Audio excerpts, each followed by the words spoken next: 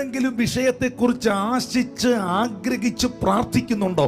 ആ ആശിച്ച് ആഗ്രഹിച്ച് പ്രാർത്ഥിക്കുന്ന ആ കാണാത്ത കാര്യത്തിൻ്റെ നിശ്ചയമാണ് നിങ്ങളുടെ വിശ്വാസം എന്ന് പറയുന്നത്. കണ്ണുകൊണ്ട് കണ്ടിട്ട് വിശ്വസിച്ച് ഹല്ലേലൂയ പറയുന്നതിനെ അല്ല ബൈബിൾ വിശ്വാസം എന്ന് പറയുന്നത്. അപ്പോസ്തലനായ പൗലോസ്ലീഹ പറയുന്നു, ഞങ്ങൾ ജീവിക്കുന്നത് കാഴ്ചയാലല്ല, ഞങ്ങൾ ജീവിക്കുന്നത് വിശ്വാസത്താലാണ്. ഞങ്ങൾ നടക്കുന്നത് കാഴ്ചയാലല്ല, ഞങ്ങൾ നടക്കുന്നത് വിശ്വാസത്താലാണ്.